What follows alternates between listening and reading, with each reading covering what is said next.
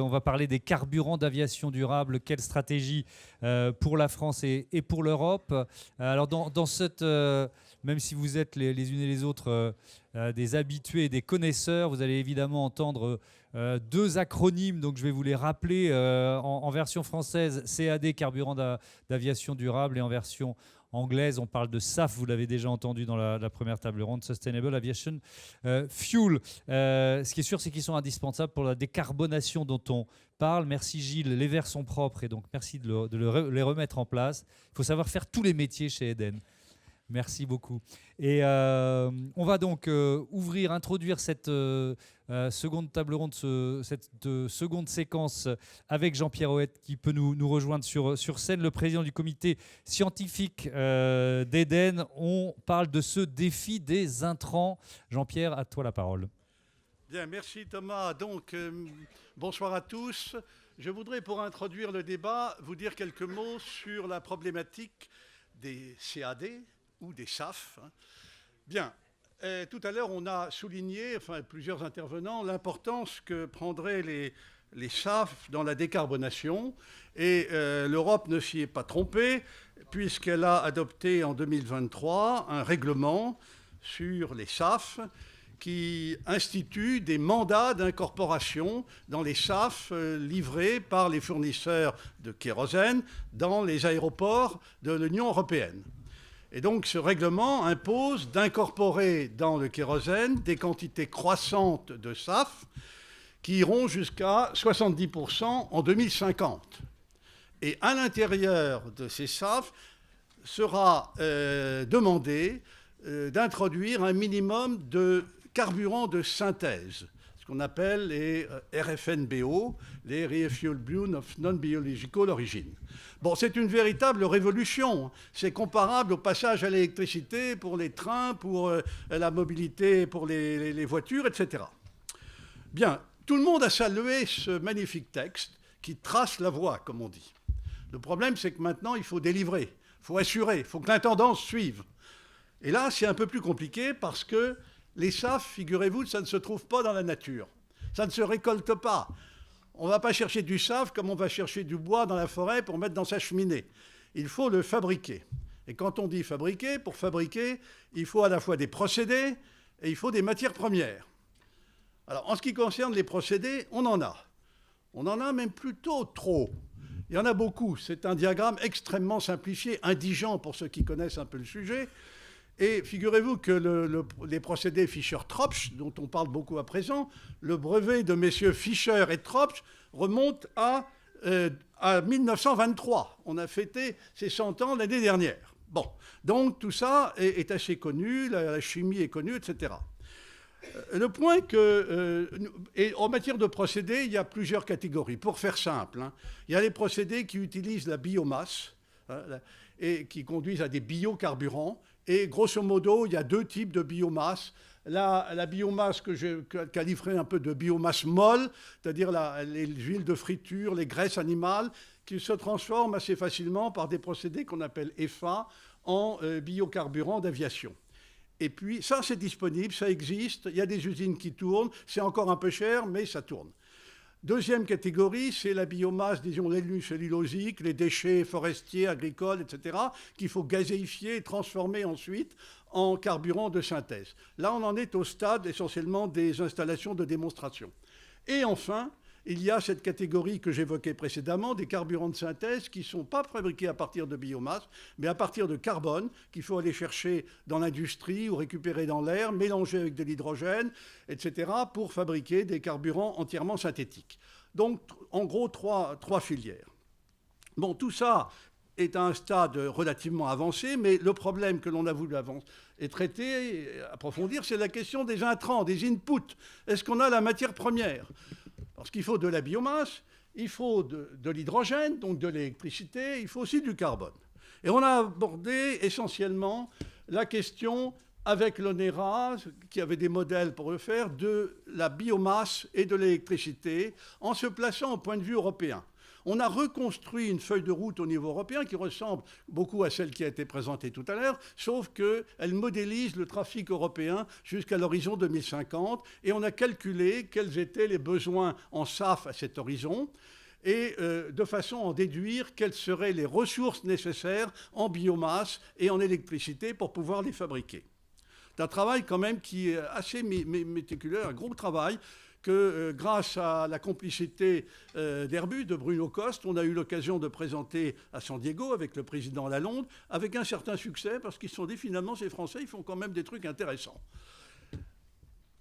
Alors, on s'est aperçu assez vite que le problème de la biomasse serait assez critique. Aujourd'hui, vous savez, tout le monde veut de la biomasse, hein. Mais la biomasse, c'est quand même une denrée rare. Et donc, on s'est aperçu, en suivant la piste qui avait été tracée par l'Académie des technologies, qu'en fait, il y aurait des possibilités d'arbitrage entre plus de biomasse et moins d'hydrogène, ou moins de biomasse et plus d'hydrogène. Et hydrogène, qui dit hydrogène, dit électricité. Donc, par conséquent, arbitrage entre biomasse et électricité. Parce que la biomasse, il faut bien voir qu'on devrait dire d'ailleurs les biomasses, tellement il y en a de nature différente. C'est à la fois du carbone, une molécule de carbone, et c'est certainement ce qu'il y a de plus précieux. Parce que ça peut être aussi de l'énergie. On peut brûler la biomasse, on peut brûler la biomasse dans une chaudière. Et nous, avec Nibs Énergie, on considère que ce n'est pas un usage qui est très vertueux que de brûler dans une chaudière une molécule qui parfois a mis des années et des années avant de se constituer. Donc cet aspect molécule, il est fondamental. Et donc l'idée, c'est de voir si on ne peut pas remplacer la partie énergétique par de l'hydrogène qui peut soit être utilisé directement dans les aéronefs, on en a parlé tout à l'heure, soit venir à un stade intermédiaire dans les synthèses Fischer-Tropsch, après la phase de gazéification, pour éviter d'utiliser le potentiel énergétique de la biomasse. Donc on a fait des calculs dans deux scénarios. Un scénario dans lequel on est strictement dans l'axe RefuelEU, et un autre scénario dans lequel on introduit davantage d'hydrogène. Davantage d'hydrogène, je parlais de deux voies que j'ai indiquées. Et donc, ce qui est au départ dans le scénario de gauche purement des biocarburants avancés devient à la fois des biocarburants avancés et des e-biocarburants dans lesquels on a introduit davantage d'hydrogène et donc usé davantage d'électricité. On a fait tourner les modèles, enfin c'est l'ONERA qui l'a fait en liaison avec nous, bien sûr. On est arrivé à des résultats qu'il est intéressant d'examiner. On arrive d'abord à la conclusion que dans les scénarios de RefuelEU, c'est le graphique de droite, on aura d'abord besoin de biomasse, parce que les technologies sont disponibles, en particulier la filière EFA, etc. Tout ça, ça marche, on va utiliser. Mais assez rapidement, on va avoir des besoins croissants en électricité, notamment pour satisfaire les obligations en termes d'e-fuel. E-fuel, il n'y a pas de biomasse, hein. Et puis, en ce qui concerne les chiffres, on voit qu'ils sont très importants, les besoins, sans pour autant être extravagants. On arrive, selon les scénarios en électricité, au niveau européen, hein, à des besoins en 2050, selon les deux scénarios, entre 570 et 710 TWh. C'est beaucoup, mais ce n'est pas déraisonnable. Hypothèse où on fabrique tout en Europe, hein. Je dis bien, c'est l'hypothèse du moment qu'on aura à discuter. Quant à la biomasse, il faut aussi des quantités très importantes, 90 millions de tonnes dans un cas, 56,2. Bon, ces chiffres sont certainement une vision un peu extrémiste des possibilités. On n'arrivera pas à mobiliser toutes ces ressources probablement. Donc on arrive à un point où on doit se dire nécessairement: est-ce que c'est raisonnable, est-ce que ce sera faisable de fabriquer tous les SAF dont on a besoin en Europe? Probablement non. Et c'est là où on dit, messieurs les politiques, il faut quand même avoir une politique, une stratégie industrielle. Or, cette stratégie industrielle, aujourd'hui, elle n'existe pas. On a le règlement, on a les objectifs à atteindre, mais il reste à définir la façon dont on va les atteindre. Et donc, je crois que c'est un sujet extrêmement important auquel il faut s'atteler assez rapidement, parce que dans la stratégie SAF, l'horizon 2030 n'est pas extraordinairement exigeant. C'est après que les choses deviennent plus sérieuses. En 2030, il faut 6% de SAF dans le kérosène, un petit chouïa d'e-fuel. On pense que les choses ne se passeront pas trop mal, enfin ce sera peut-être discuté tout à l'heure, mais dans l'ensemble, ça pourrait se faire. Mais après, il faut le préparer. Et donc, il faut avoir une stratégie industrielle. Il faut aussi admettre qu'il faut mobiliser des ressources. Nous pensons que, je le disais tout à l'heure, que la biomasse doit être réservée aux usages où la molécule est valorisée, c'est-à-dire les usages dans lesquels elle est vraiment indispensable. Le transport aérien en fait partie, le maritime aussi, mais il y a évidemment les usages alimentaires, il y en a d'autres, hein. Et puis, il faut avoir une stratégie de production d'électricité. Il faut que les besoins en térawattheure soient inclus dans la programmation du développement des moyens en électricité. Tout cela, pour l'instant, n'est pas fait. J'ai étudié ce week-end le projet de PPE 3, mis en consultation par les pouvoirs publics. Le thème des carburants durables n'est pas traité. C'est un sujet qui est sur la table mais qui n'est pas encore traité. Et puis, sur le moyen terme, après l'horizon 2030, va se poser le problème du carbone. Parce qu'on dit on va faire des carburants totalement de synthèse. Très bien, mais on n'a plus de biomasse pour apporter ces molécules de carbone. Donc où va-t-on trouver le carbone ? Jusqu'en 2040, on a le droit d'utiliser le carbone, le CO2 récupéré sur les cimenteries. Après, ce ne sera plus autorisé. Donc il faudra aller le chercher quelque part. Aller chercher où ? Le carbone biogénique, hein ? Et peut-être qu'il y a des ressources qui pourront être mobilisées. Et puis, grand point d'interrogation, est-ce réaliste d'imaginer qu'un jour, on puisse récupérer le CO2 dans l'air par une récupération directe pour en faire des applications industrielles, dont les SAF. Donc voilà quelques sujets de réflexion pour introduire la table ronde. Je te laisse la parole, Tom. Vous pouvez l'applaudir, effectivement, c'était limpide. Et ça nous place face à la complexité du défi. On a eu un cas d'usage dans notre première séquence, on va en avoir un autre tout de suite. On va parler d'hybridation maintenant avec Jean-Christophe Lambert, le PDG d'Ascendance. Je sais pas, vous êtes là, voilà, je vous avais pas vu arriver. Bienvenue, installez-vous, PDG d'Ascendance et du bureau Starter du GIFAS. À vous la parole. Merci pour l'invitation. Donc effectivement, on utilise beaucoup tous cette feuille de route, notamment IATA, où on a une association de deux choses au-delà des opérations. Et Ascendance, on traite à la fois l'aspect énergétique, c'est-à-dire l'usage de carburants décarbonés, donc le SAF ou ce qu'on appelle le CAD en est une. On a parlé aussi d'hydrogène. Mais on traite aussi l'aspect technologique, parce qu'on a parlé de frugalité, c'est-à-dire diminuer le besoin énergétique de l'avion, qui est la première chose qu'on doit faire parce qu'il est vertueux. Chez Ascendance, on travaille ces deux piliers et pour vous démontrer que l'un ne va pas sans l'autre, si on prend par exemple une équation assez simple entre l'usage en volume de carburant, son impact en termes de carbone et son coût, et si on le transfère en SAF, on voit aujourd'hui que le SAF a un coût 3 à 4 fois plus cher et donc que l'équation économique ne serait pas viable. On aurait aussi un impact carbone 3 à 4 fois moindre, ce qui est plutôt vertueux. Si on associe une couche technologique, on va réduire le besoin en carburant, donc de SAF potentiellement, de à peu près 30%, si on prend une moyenne. Ce qui va diminuer la note, notamment économique, et rendre beaucoup plus viable l'équation d'utilisation de carburant durable de façon beaucoup plus massive. On a mentionné que les 6% à l'échelle 2030 n'étaient pas forcément le gap le plus important, mais l'usage total de SAF est un gap qui ne va pas être durable, on va dire, en termes économiques. En termes d'émissions aussi, si on diminue de 30% le besoin carbone, naturellement, enfin de besoin d'énergie, excusez-moi, on va diminuer aussi les impacts carbone. Alors chez Ascendance, on commence de façon petite et pragmatique parce qu'aujourd'hui, ce qui peut être décarboné dans l'aviation, on n'a pas les moyens d'un grand groupe, mais on commence par des petits avions à hélice principalement et on développe deux choses. Une suite d'hybridation qu'on propose à d'autres avionneurs. On parlait beaucoup de notamment Pau et on a signé un partenariat avec Daher qui est situé pas très loin à Tarbes. Et on a développé notre propre avion. Pourquoi ? Parce qu'en 2018, quand on s'est mis sur l'hybridation, il n'existait pas d'avion qui avait une feuille de route de décarbonation. Donc on a créé notre propre avion pour développer nos technologies, pour avancer, ce qui nous a amené à déposer aujourd'hui 44 brevets dans le monde sur l'hybridation et qui nous amène aujourd'hui à la fois être un avionneur, mais un partenaire dans l'écosystème sur cette feuille de route de décarbonation.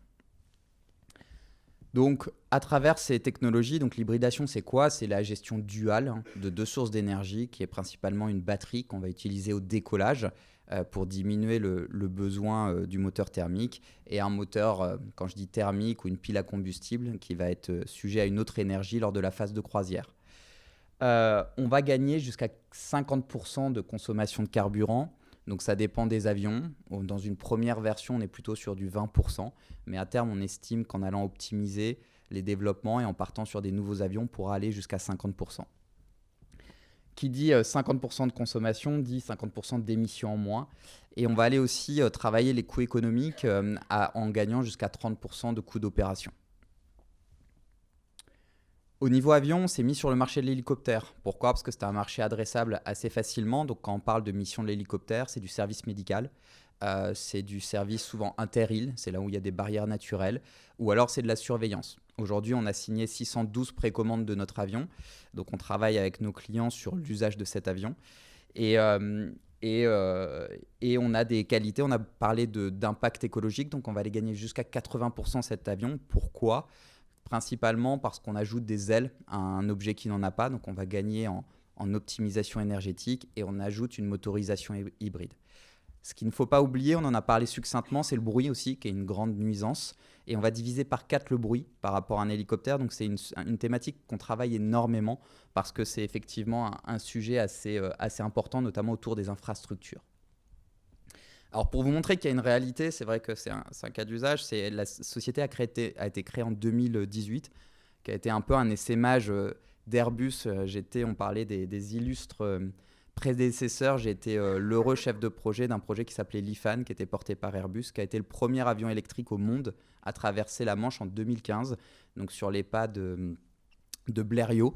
Et aujourd'hui, la société est installée à Muret, là où Clément Ader a vécu. Donc c'est vrai que l'histoire, l'innovation, les pionniers, c'est une source de motivation et une source aussi d'inspiration pour transformer cette industrie qui est quand même une industrie d'excellence dans le monde et au niveau français, et qu'on porte au niveau français. Donc là, vous avez deux images. Vous avez sur votre gauche la motorisation hybride à l'échelle qui est en essai depuis 3 ans. Donc c'est quelque chose sur lequel on a un retour de façon très pratique et pragmatique avec des heures d'essai, et qui aujourd'hui est équipé d'une suite de technologies, que ce soit une batterie, un calculateur intelligent, des moteurs électriques, qui sont des composants qui sont bons de vol. Bon de vol, ça veut dire quoi? Ça veut dire que l'EASA nous a donné des spécifications à respecter pour qu'on puisse les mettre en vol. Donc on a un vol prévu l'année prochaine, et on a reçu tous les équipements qui vont équiper l'avion l'année prochaine, et on est en train de mener tous les essais.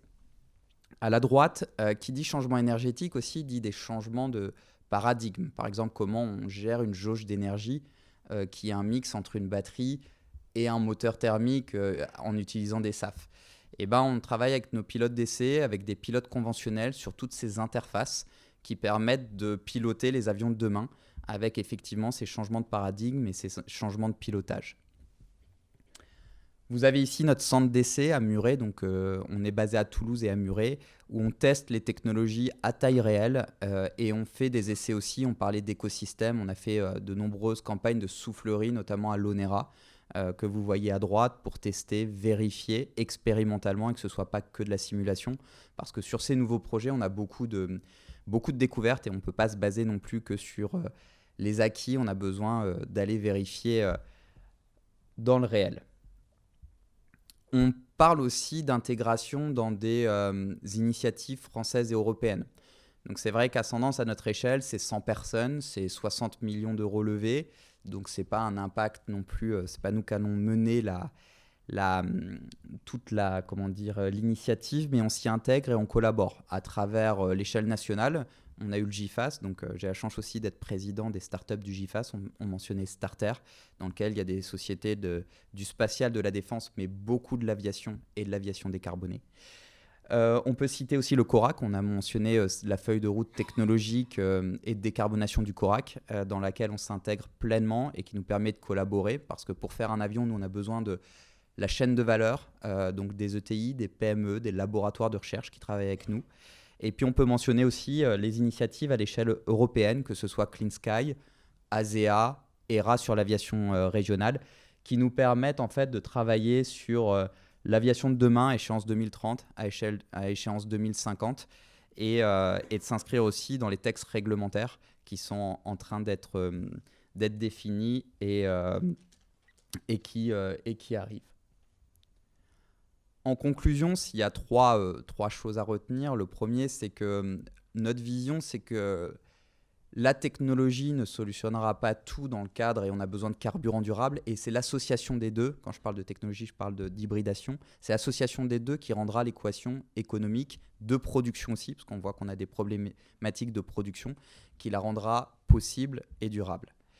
La deuxième, c'est qu'on a besoin d'un écosystème, c'est-à-dire que si on ne travaille pas avec les fournisseurs d'énergie, si on ne travaille pas avec les opérateurs d'infrastructures pour avoir les bons carburants ou les bornes de recharge à disposition, si on ne travaille pas avec les opérateurs pour travailler aussi sur leurs problématiques très concrètes de recharge, d'opération au sol, on n'arrivera pas à créer cette aviation de demain qui nous permettra de la décarboner. Le dernier, c'est que le soutien des gouvernements, on voit que l'industrie aéronautique est souvent une industrie quand même assez souveraine, c'est-à-dire qu'on a un fort impact quand même des politiques nationales et européennes, que ce support-là, il est très important à l'échelle française et européenne, mais aussi à l'échelle internationale, parce qu'on voit que les dispositifs côté américain et chinois sont très importants aussi, et que si on veut justement être dans la course et puis mener ce changement, il est important aussi que ces soutiens français et européens continuent pour que l'industrie se transforme. Voilà, je vous remercie de votre attention. Merci beaucoup. Merci Jean-Christophe Lambert, bravo pour ce parcours. C'est assez impressionnant de voir où vous en êtes aujourd'hui, et on est au cœur de notre débat et de cette table ronde que je vais ouvrir tout de suite sur les stratégies françaises européennes en matière de carburant. Et j'invite nos invités. Romain Eskenazi, vous pouvez les applaudir, député socialiste du Val d'Oise. Bonsoir, bienvenue à vous, rapporteur du projet transport aérien du projet de finances 2025 pour la commission développement durable de l'Assemblée. Gilbert-Luc Devinas, bonsoir et bienvenue. Vous pouvez l'applaudir aussi. Sénateur socialiste du Rhône, vous aviez présidé une mission du Sénat sur les biocarburants, la décarbonation. Alors je signale tout de suite que vous serez avec nous jusqu'à 18h30. Donc c'est bien parce que notre table ronde elle est prévue pour durer 1 heure. Donc a priori vous y serez l'essentiel du temps. Valérie Goff, vous pouvez nous rejoindre tout de suite. La directrice des carburants renouvelables et de synthèse chez Total Energy. Vous pouvez applaudir Valérie Goff. Bienvenue. Et Antoine Laborde, directeur des achats de carburant chez Air France KLM. Bienvenue à vous aussi. Bonjour. Je commence avec vous, Romain Eskenazi, cette série d'auditions à l'Assemblée sur les questions qui nous réunissent, les carburants d'aviation durable. Déjà, la question générale sur l'ambition française. On est à la hauteur de ces enjeux et de cette équation là que Jean-Pierre Houet nous décrivait, qui est quand même compliquée. Est-ce qu'il y a une impulsion politique suffisante, d'après vous ? L'impulsion politique à l'échelle européenne est liée avec le dispositif ReFuelEU qui nous a été présenté tout à l'heure, avec des ambitions qui sont quand même fortes. La question, et puis Madame va certainement y répondre un petit peu tout à l'heure, c'est est-ce que l'industrie va suivre ? Ce qui est quand même rassurant pour les industriels, c'est qu'il y a un marché qui est quasiment garanti avec cette réglementation. On sera à 2% de SAF imposé dès 2025. Je pense que c'est avec la production actuelle tenable même jusqu'en 2030 avec les 6%, mais c'est vrai qu'il y a un palier très important en 2035, donc dans 10 ans, à 20% d'incorporation. Et à ce moment-là, on a le sentiment qu'il va falloir une impulsion industrielle forte, accompagnée par les pouvoirs publics. Et il m'a semblé, moi, à l'issue des 15 auditions que j'ai pu mener, qu'il y avait une forme quand même d'inquiétude des acteurs du secteur par rapport à cette capacité de l'industrie à produire suffisamment de SAF. Ça a été dit tout à l'heure, au niveau des biocarburants, il y a beaucoup d'utilisateurs sur le marché, en dehors de l'aérien. Et donc, à mon sens, c'est plutôt sur les carburants de synthèse qui sont aujourd'hui extrêmement chers, mais pour lesquels on pourrait, avec l'énergie nucléaire dont on dispose, qu'on pourrait produire et se positionner comme leader. Moi, ce que je ne voudrais pas en tant qu'élu, c'est qu'on remplace, nous en France, notre dépendance au pétrole aujourd'hui par notre dépendance aux importations de SAF étrangers à horizon 10 ans. Or, si on veut être prêt dans 10 ans, il faut s'y mettre maintenant. C'est la raison pour laquelle j'avais, moi, proposé un certain nombre d'amendements au PLF, donc qui aujourd'hui, suspendu. Voilà, qui est un petit peu suspendu, pour justement renforcer les les investissements sur ce secteur-là, et en particulier sur les carburants de synthèse qu'on pourrait produire de manière autonome avec l'énergie nucléaire dont on dispose en France. Alors justement, Valérie Goff, vous en êtes où aujourd'hui de votre capacité chez Total Energy à produire suffisamment de ces carburants durables? Déjà les 2% dès l'année prochaine, et puis 6%, 20%. Voilà, comment vous vous positionnez par rapport à cet échéancier? Bon, déjà, je vais rassurer tout le monde. La France est plutôt très très bien positionnée par rapport à d'autres dans les pays européens sur sa capacité à produire du SAF. Quelques chiffres qui vont illustrer mon propos. Le besoin donc, en France, donc 2% en 2025, ça correspond à 150 000 tonnes de SAF. Et donc vous passez en 2030, et donc vous multipliez par 3, pour faire simple, c'est 450 000 tonnes. Quelle est la capacité de SAF que nous avons annoncée, nous, Total Energy, sur le territoire français? C'est 500 000 tonnes en 2028. Et je peux même dire qu'avec le démarrage de la bioraffinerie de Grandpuits en fin 2025, nous serons, dès 2026, en capacité de les produire. Mais en face de ça, il n'y a pas le marché aujourd'hui. Donc la question qui se pose, elle n'est pas uniquement de dire « produisez », mais le marché dont vous nous parlez tous, où est-il? Parce que 2%, c'est 150 000 tonnes, j'en produis 500 000 tonnes. Qu'est-ce que je fais, moi, de mes 350 000 tonnes excédentaires? Donc oui, je vais devoir les exporter. Et ce qui m'inquiète aujourd'hui, c'est 1, je suis capable de produire, mais 2, en face de moi aujourd'hui, j'ai d'autres continents qui sont capables de produire à des coûts moins chers que nous, parce que soit la réglementation leur permet, soit il y a des supports, on parle aux États-Unis, de l'IRA, qui est un support à la production américaine qui permet au SAF américain d'être exporté. Même chose pour la Chine. Donc la réflexion que nous devons tous avoir, ici présent, c'est comment soutenir cette filière sur le long terme. Parce que vous avez raison, 2%, comme je l'ai dit, en 2025, ce n'est pas un sujet pour la France. Attention, le marché est mondial. Et en Europe, il y a aussi des pays qui sont moins bien positionnés que la France. La France, pour moi, est un des pays qui est le mieux positionné en capacité de production. Derrière, il faut que, évidemment, en face de ça, pour que cette filière continue à se développer et accélère même, pour effectivement atteindre les objectifs de 2020, il faut empêcher ces importations qui vont détruire des projets. Si vous regardez ce qui s'est passé les 6 derniers mois, la plupart du temps, ce sont des projets qui ont été arrêtés. Shell a arrêté un projet d'1 million de tonnes de SAF pour 2 raisons. Des investissements qui s'envolaient. Et 2, aujourd'hui, un marché dont on se pose la question, effectivement, s'il ne va pas être pris quelque part par des importations chinoises ou américaines. Donc il faut être très attentif que si on incentivait à aller au-delà des mandats, parce qu'il y a aussi une demande volontaire, je pense que mon collègue d'Air France pourra en parler, il faut que dans ces cas-là, elle soit réservée, cette incentive, à des productions locales, qu'elles soient françaises ou européennes. Mais en tout cas, il ne faut pas qu'elles bénéficient à des importations de pays type chinois ou Amérique. Parce qu'on parle aussi, bien sûr, du développement de filière, on parlera des carburants de synthèse. Là, je parle des SAF HEFA, qui sont effectivement les plus faciles à fabriquer. À partir d'huile usagée, c'est ça essentiellement? À partir d'huile de cuisson usagée, donc de graisse animale, et une possibilité aussi croissante d'interculture qui donne aussi des alternatives à nos agriculteurs sur des terres dégradées, donc entre 2 cultures, des cultures qui ne consomment pas beaucoup d'eau. Tout ça aussi, c'est permis par la réglementation et ça pourrait apporter des intrants complémentaires pour permettre d'atteindre ces objectifs. Donc oui, pour incentiver la production, mais attention, elle doit vraiment être dédiée à une production française, évidemment, mais aussi européenne. Antoine Laborde, combien de SAF Air France KLM intègre à ses avions, à ses réservoirs aujourd'hui? Vous êtes déjà aux 2%, pas encore? Alors aujourd'hui, Air France KLM est le premier utilisateur de SAF au monde. On l'était déjà en 2022 avec à peu près 16% de la production mondiale qu'on avait utilisée dans nos avions. On l'était en 2023.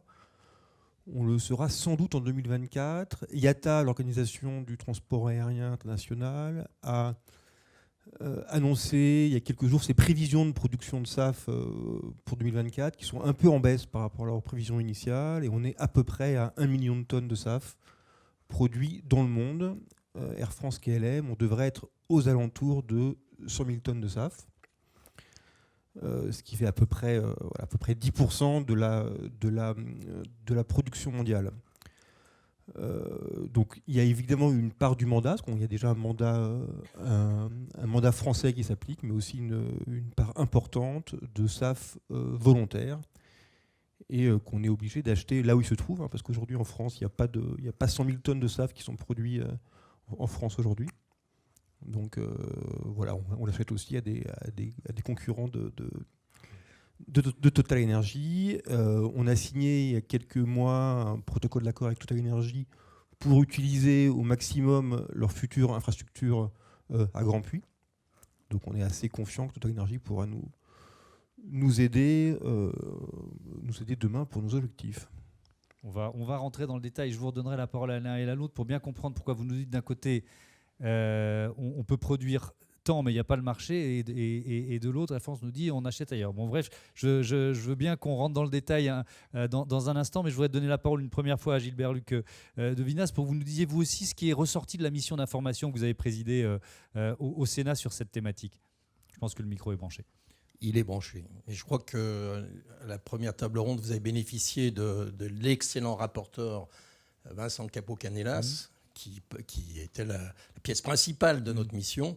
Alors je le précise au Sénat, comme c'était une proposition de l'Union centriste, ils étaient rapporteurs et il fallait trouver dans l'opposition un président. On me l'a proposé et j'ai accepté parce que je n'y connaissais strictement rien. Voilà. Mais qu'est-ce que vous avez appris d'essentiel alors ? J'ai appris qu'il y avait énormément. En fait, nous, on ne portait pas uniquement sur l'aviation, c'était sur tous les modes de transport. J'ai découvert, moi, et pas tout seul, les membres de la commission, qu'il y a énormément de solutions. Il y a énormément de solutions, très diverses. Elles nécessitent, pour un grand nombre d'entre elles, de persévérer dans la recherche. C'est indispensable. Même ce que fait le CEA avec les algues vertes dans le sud de la France, c'est pas pour tout de suite, mais ça paraît intéressant. Et donc, quand on aura un budget, il faut renforcer absolument les crédits pour la recherche. Et j'avais posé un amendement dans ce sens-là. Voilà, j'espère qu'on en reposera un prochainement. Et il va falloir faire des choix dans quel que soit le mode de transport, sans être assuré que le choix que l'on fera à l'instant T sera pertinent à l'instant T plus 1. Voilà. Et l'autre chose que j'ai retenue, c'est que, y compris dans les énergies renouvelables, on est dans un champ concurrentiel, ce qui n'est peut-être pas forcément la meilleure façon de faire décoller. Moi, je ne suis pas commerçant, mais de faire décoller des marchés, à mon avis. Il y a peut-être une réflexion à mener sur ce plan-là. Et puis, l'utilisation. Alors, je vais prendre l'exemple de la Vendée. La Vendée, ils vont avoir des éoliennes offshore. Ils vont transformer l'électricité en hydrogène et rapatrier par barge l'hydrogène sur le sol. Donc ça veut dire que du côté de la Vendée, on souhaite faire tourner des véhicules terrestres avec de l'hydrogène. Vous êtes dans le couloir de la chimie, ou la vallée de la chimie, c'est plus joli à dire. Du côté de Lyon, la CNR va nous produire aussi l'électricité qui va être transformée en hydrogène, mais cet hydrogène va servir directement à l'industrie, parce que le choix qui est fait sur ce secteur-là, c'est d'utiliser l'hydrogène pour décarboner l'industrie, notamment les ciments, etc., etc. Mais vous voyez bien que nous, dans la région lyonnaise, on va plutôt viser sur l'électricité pour nos véhicules. Voilà. Alors après, comment on organise le pays entre de l'énergie de tel type du côté de la Vendée et d'un tel autre type du côté de Rhône-Alpes.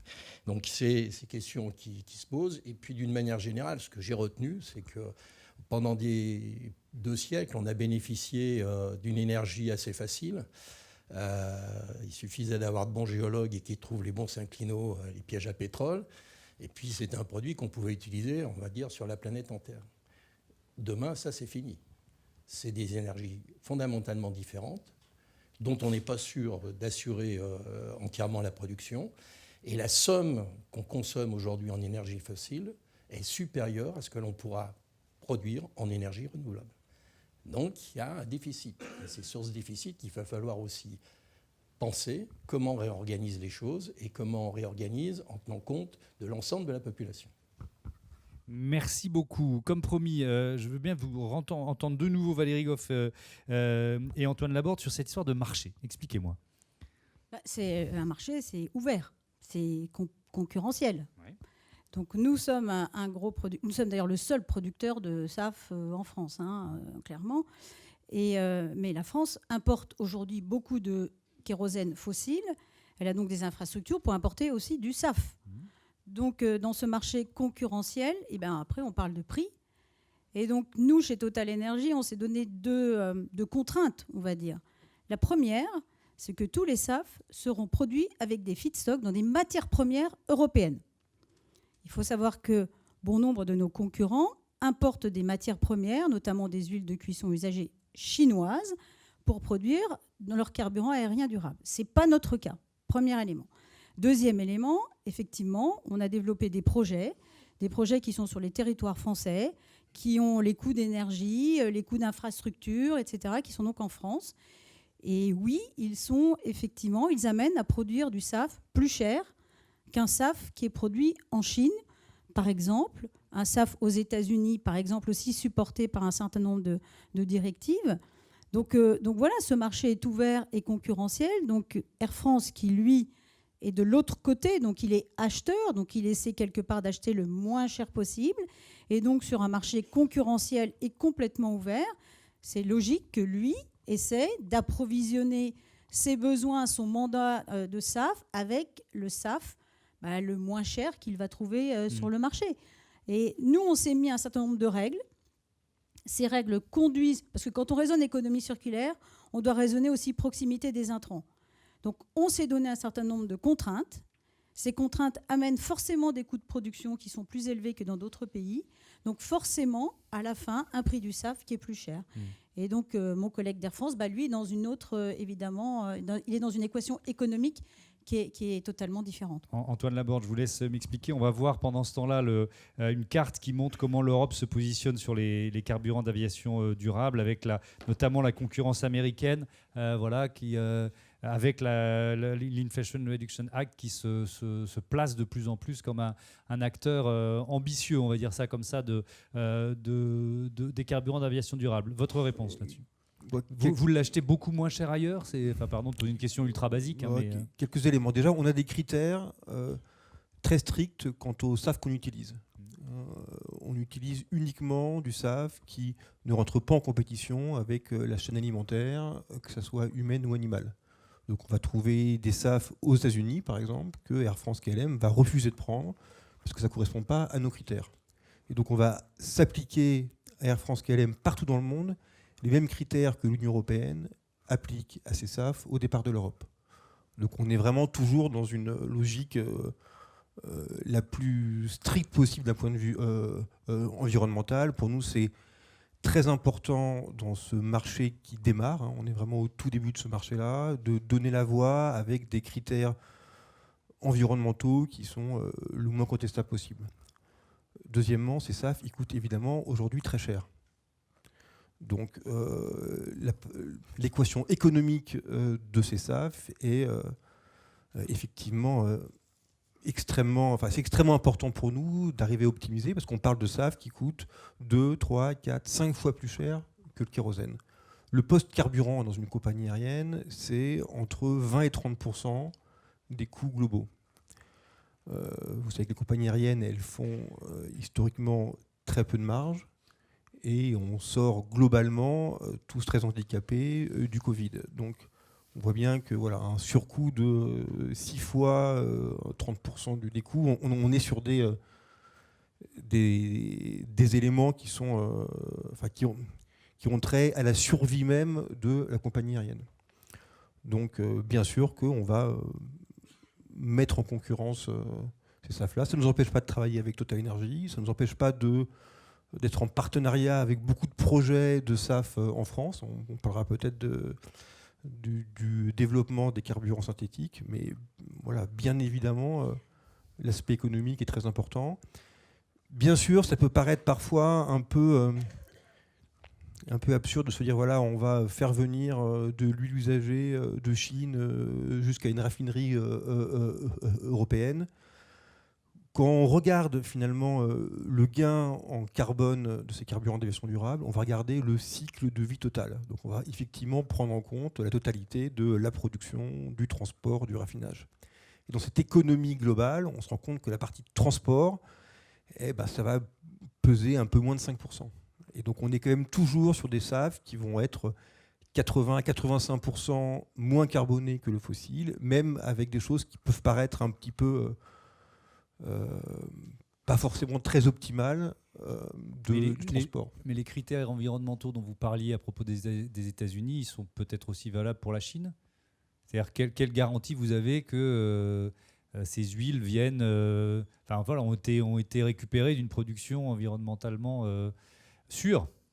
Alors, c'est une très bonne question. Aujourd'hui, on n'achète que des carburants qui sont certifiés par des organismes indépendants et on ne fait appel qu'à des pétroliers renommés. On a acheté du SAF à Shell, à Total Energy, du SAF à Total Energy qui venait aussi de Chine. Hein. On a acheté du SAF à des grands pétroliers de renom et aussi on fait confiance à nos partenaires pour être aussi vigilants sur la traçabilité du produit. Mais bien sûr, pour nous, tout ce qui peut amener à des contrôles supplémentaires pour s'assurer que le produit qu'on achète est au-delà de tout soupçon, pour nous, c'est évidemment clé.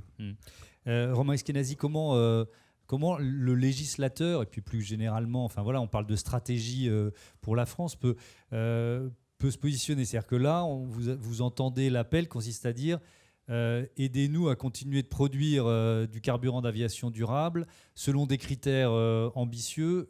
Aidez-nous pour qu'il ne coûte pas beaucoup plus cher que celui qui vient d'ailleurs. Alors, 3 éléments. Déjà, sur les importations, le contrôle est quand même compliqué. Il y a une ONG que j'ai pu auditionner, qui est d'ailleurs dans la salle et que je salue, qui avait démontré que, par exemple, en Malaisie, il y a plus d'exportation de SAF que de consommation d'huile. Et donc, on pouvait quand même douter du fait que ce SAF était vraiment produit avec de l'huile usagée et pas avec de l'huile de palme issue de la déforestation. C'est la raison pour laquelle, moi, je considère qu'à long terme, et au regard des autres besoins de biomasse qu'il y aura dans une démarche de décarbonation globale du pays et de l'industrie, il faut plutôt miser et investir sans mettre de côté les biocarburants, sinon on n'y arrivera pas, mais en tout cas à moyen long terme, plutôt miser sur le carburant de synthèse où lui on est absolument certain que c'est une production totalement décarbonée. On l'a vu avec l'intervention de Jean-Pierre tout à l'heure, c'est-à-dire que dans les premières années on ne peut pas se passer de... Exactement, là effectivement je me projette plutôt l'objectif 20% en 2035. C'est ça.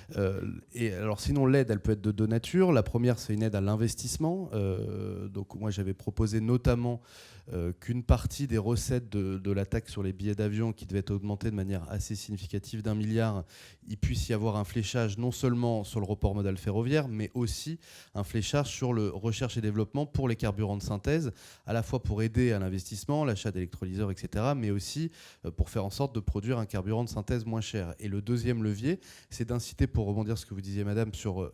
élargir le marché dès demain là c'était une suggestion d'une compagnie aérienne sur des aides disons fiscales. Alors, elle le proposait dès le premier achat de SAF. Moi, je proposais plutôt pour les compagnies qui feraient l'effort d'aller au-delà de la réglementation refuel, qui puissent à ce moment-là avoir un abattement fiscal à hauteur de 50% de la différence avec l'achat d'un carburant classique, pour pouvoir inciter les compagnies européennes, françaises notamment, à aller au-delà des réglementations, c'est-à-dire d'aller par exemple à 3-4% dès 2025 pour effectivement élargir le marché. Valérie Goff, on peut tracer, qu'on parlait d'huile de palme, c'est possible de la tracer dans un carburant d'aviation durable ou pas ? Je rejoins ce qui vient d'être dit. Il faut quand même garder en tête que nous avons fait un procès contre des importations frauduleuses de biodiesel en Europe. Et nous avons gagné et donc les importations on a mis une taxe anti-dumping sur les importations, notamment de biodiesel chinois, de $400 la tonne, parce que justement, on s'est rendu compte qu'il y avait des fraudes, parce que la certification ne nous garantit pas. Donc en fait, pour que tout le monde comprenne, on peut certifier par un organisme qui s'appelle l'ISCC la façon dont on fabrique le biocarburant, qu'il soit pour l'aviation ou qu'il soit pour le transport. Mais une fois que vous avez certifié donc le schéma de fabrication, donc les matières premières, la façon dont vous le fabriquez, vous le stockez, etc., derrière, il y a la vraie vie. La vraie vie, c'est que tous les jours, personne ne va pas contrôler en Chine si effectivement le SAF qui a été produit vient d'huile de cuisson usagée, si c'est un mélange avec de l'huile de palme, etc. Si elle est effectivement simple compte, double compte, enfin bref, c'est compliqué. Personne ne va contrôler ça. Donc on a démontré au niveau de l'Europe qu'il y avait des fraudes sur l'HVO. Donc nous, ce que nous essayons de faire passer comme message en tant qu'industriel, comment allez-vous faire ce même type de contrôle sur les SAF, puisque le marché démarre en 2025. Donc on est juste devant l'augmentation de la demande et de ce marché. Et ça, c'est très important. Aujourd'hui, le contrôle, il est quasiment impossible. Et ça, c'est pour la partie chinoise. Pour la partie américaine, là, on voit que c'est un support à la production, et notamment sur la production d'hydrogène. Donc ça, c'est très important de comprendre qu'on n'a pas les moyens. L'industrie n'a pas les moyens de contrôler les importations qui seront faites en Europe. Donc, alors, quelle peut être la solution? Gilbert Luc Devinaz, je veux bien vous entendre là-dessus. Ça veut dire quoi? Il faut fermer le marché européen aux carburants d'aviation durable venus de Chine, par exemple? Je ne sais pas si je suis le mieux placé pour répondre. Simplement, il me semble, en venant là, dans le train, j'avais des informations sur ce qu'est en train de décider l'Europe au niveau justement des SAF et de leur utilisation. Et il me semble qu'il y a des choses intéressantes. Alors, je n'ai pas tout étudié, mais il y a une différence de prix entre le kérosène et les SAF et qu'il y aurait une compensation, même jusqu'à, j'ai peut-être mal lu, jusqu'à 95% de la différence, ce qui me paraît être une orientation intéressante. Après, oui, vraisemblablement. Après, c'est une question très générale sur la capacité de l'Europe à se défendre. Est-ce qu'il faut augmenter nos barrières douanières, nos taxes aux frontières de l'Europe? J'ai aussi noté que sur cette proposition, les pays européens n'étaient pas tous en phase. Bon, voilà, il faut s'accorder à 27, ce qui n'est pas simple. Voilà, cela dit, je ne suis pas persuadé que fermer les frontières soit systématiquement la solution. Mais en tous les cas, si je prends les problèmes de contrôle, regardez les difficultés qu'a l'Office de la biodiversité aujourd'hui pour faire des contrôles. Donc vous imaginez bien que faire des contrôles en Chine, ça relève de l'impossible. Et si je prends les chiffres, l'Azerbaïdjan exporte plus de gaz qu'il en produit. Voilà, donc le reste, je vous laisse deviner d'où il vient. Donc à un moment donné, on n'est pas dupe, mais on voit tous ces éléments-là. Par contre, ce qu'il faut, c'est favoriser le développement sur le territoire européen. Alors au Sénat, on était plusieurs à penser qu'on met des taxes sur l'aérien qui ne retournent pas à l'aérien. Est-ce que c'est la meilleure démarche? Est-ce qu'il ne faudrait pas plutôt faire bénéficier d'éléments financiers aux compagnies aériennes? Air France fait des efforts, hein, c'est incontestable, et rentrer dans une démarche comme ça. Et en fait, il faut arriver à développer au niveau du territoire européen une production de nos propres SAF. Voilà. Et après, on est sur des marchés internationaux. Rien n'empêchera quelqu'un d'aller à l'autre bout du monde prendre un produit qui trouvera moins cher. Ça, je ne sais pas si je réponds bien à votre question. Mais si vous répondez à ma question, on rentre certainement dans une ère d'augmentation. Enfin, avec ce que promet Donald Trump, ce ne sera pas seulement sur ce marché-là que la question des droits de douane va se poser. Mais Romain Eskenazi, est-ce qu'il faut finalement une réponse plus rigide de l'Europe je pose la même question qu'au sénateur Devinaz sur aller jusqu'à l'interdiction. Pas simplement, il faut une Europe plus forte. Moi, je suis parlementaire français, donc moi je considère qu'il faudrait déjà un État stratège qui investisse assez massivement pour accompagner les industries à produire un SAF qui soit plus compétitif et à donner des avantages aux compagnies aériennes qui jouent le jeu et qui en achètent massivement. Donc être plus dans l'incitation que dans la fermeture. Complètement, je pense qu'on va y parler après, mais au-delà d'être un enjeu écologique, pour moi c'est un enjeu de souveraineté absolument majeur. C'est un marché qui va se développer. Là, encore une fois, on va poursuivre à horizon 2050 et ce serait serait vraiment dommage de louper le coche. Et on a bien conscience que, à la fois au niveau du prix, du coût d'achat de ces SAF et aussi du lancement de cette industrie-là, c'est une industrie qui a besoin d'être aidée, d'être accompagnée dans son lancement. Là, encore une fois, je parle des carburants de synthèse, parce que je partage votre avis. D'après les auditions que j'ai faites, en tout cas, la technologie est assez mûre pour produire, mais effectivement, ce sera limité, parce que, comme vous l'avez dit, chers collègues, tout à l'heure, même si on se projette uniquement en se basant sur les biocarburants, de toute façon, on ne pourra pas produire assez avec tous les besoins. Donc, je ne voudrais pas employer un gros mot ici, mais entre les différents leviers de décarbonation, on a parlé tout à l'heure d'avions du futur, de nouvelles technologies qui consomment moins de carburants de synthèse, il y a peut-être aussi dans les perspectives de croissance, si je parle juste pour mon territoire, peut-être voilà, aussi le mot sobriété qu'il faudrait aussi évoquer si on veut à un moment donné être en capacité de produire assez de SAF par rapport à la consommation. Je ne parle pas forcément de plafonnement, mais au moins de contenir une forme de croissance pour qu'on soit en mesure de produire assez pour les besoins de l'industrie de demain. Sur la biomasse, justement, Valérie Goff, vous avez commencé à évoquer cette question-là de rotation des terres, en quelque sorte. Donc, pour bien qu'on soit d'accord, quand on parle de biomasse, pour l'instant, tout ce que vous produisez en SAF, en carburant d'aviation durable, ça vient des huiles usagées. Huile de cuisson usagée et graisse animale. Et graisse animale de catégorie 3, comme dans la réglementation. Donc, il n'y a aucun coproduit ou déchet venu de l'agriculture. Il n'y a rien d'autre aujourd'hui, en tout cas de deuxième génération. On est d'accord, on oublie le colza et tout ça qui n'est pas accepté dans le SAF. Donc nous, aujourd'hui, c'est les seules, en tout cas, matières premières que nous utilisons. Il y en a d'autres qui sont tout à fait utilisables dans la réglementation qu'on appelle l'annexe 9. Il y a tous les coproduits de l'industrie du papier, etc., etc. Mais ce sont des charges qui sont plus difficiles à traiter dans les outils industriels que nous avons. On y travaille. En ordre de grandeur, pour tout le monde, chez Total Energy, c'est à peu près entre 30 et 40 millions d'euros par an de recherche et développement autour des carburants aériens durables, SAF. On parlera, je pense, des carburants de synthèse après. Et donc, de toutes les différentes façons de produire ces carburants aériens, d'élargir le panel des intrants, parce qu'effectivement, ça sera clé. Si on veut augmenter la production de SAF à bas coût, entre guillemets, bas coût, ça veut dire maximiser la production sur les unités HEFA. Ça sera toujours les productions les plus basses. Par contre, là, le sujet, ça va être de trouver des intrants pour augmenter cette production de SAF. Au-delà de ça, il y aura les carburants de synthèse. Donc aujourd'hui, la disponibilité de matières premières, pour nous, parce qu'on vraiment se cantonne à l'Europe, elle est limitée aux UCO et animal fat. Je parle d'interculture parce qu'on commence à travailler avec Avril notamment, à réfléchir, est-ce qu'il n'y a pas une possibilité donc, de plantes qui seraient donc plantées entre guillemets, entre deux plantations générales, on va dire pommes de terre ou autres, peu consommatrices d'eau. Parce que le sujet de l'eau, il va être très important. On parlerait tout à l'heure des carburants de synthèse. On a parlé de l'électricité, mais je pense que tout le monde oublie un point important.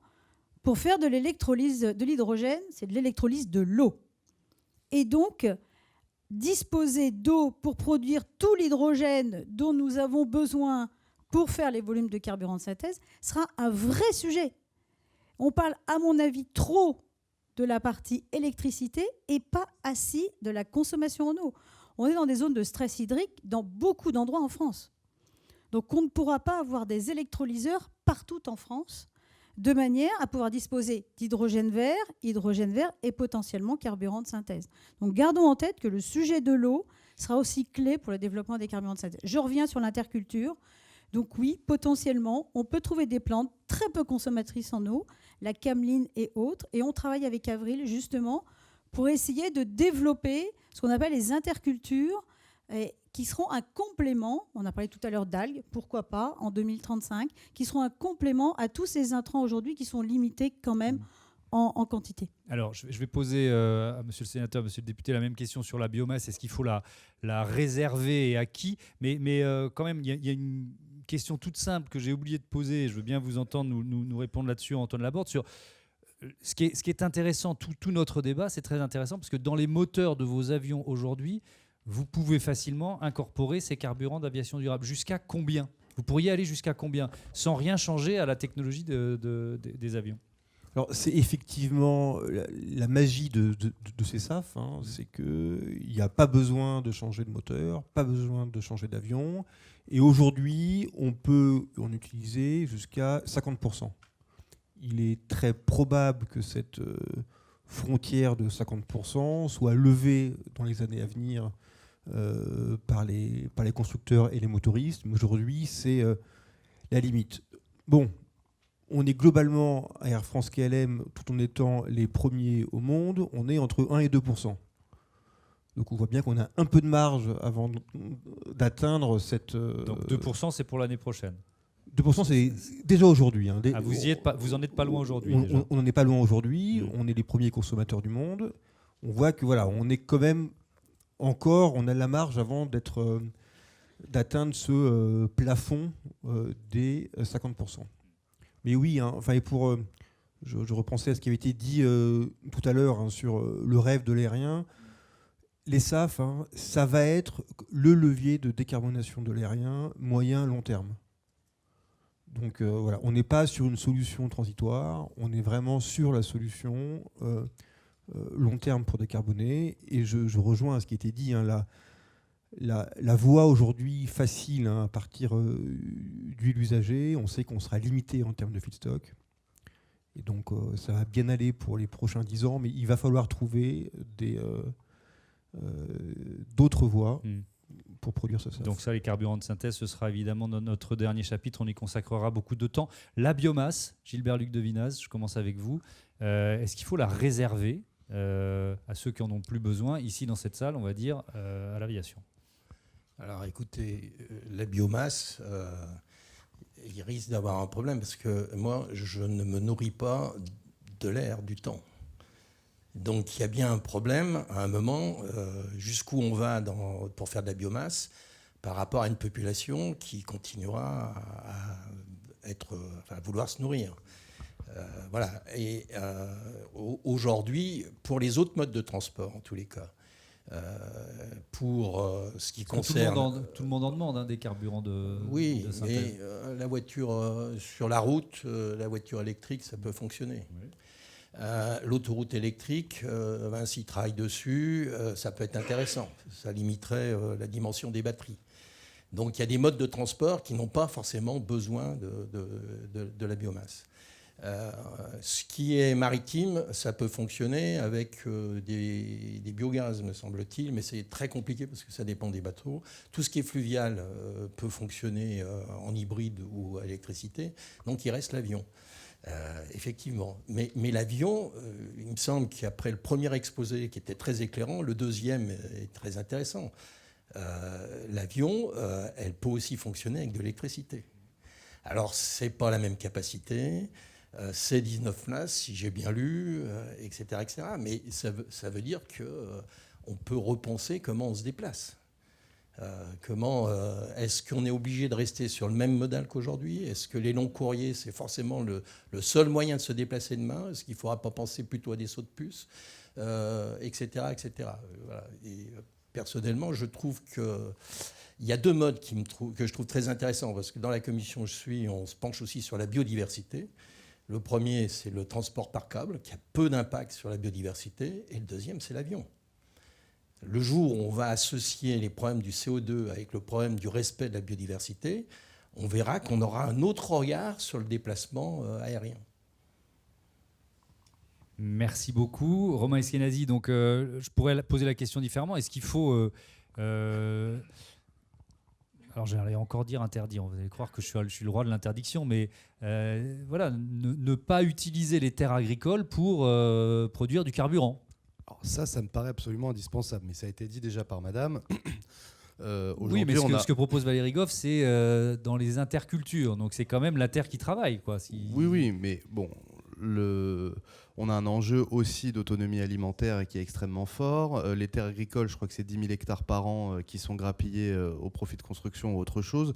Donc, au regard des besoins qui vont être croissants, construire aujourd'hui un modèle industriel en utilisant des terres agricoles, pour moi, ça doit être effectivement absolument proscrit. Je pense qu'il y a encore quelques marges de manœuvre, je passe à votre contrôle madame, sur les récupérations d'huile usagée. Enfin, moi à titre personnel, en tant que particulier par exemple, et même les petits restaurateurs de ma commune, ils font pas partie d'une filière, ils recyclent le carton, ils recyclent le verre, mais on récupère pas leur huile usagée.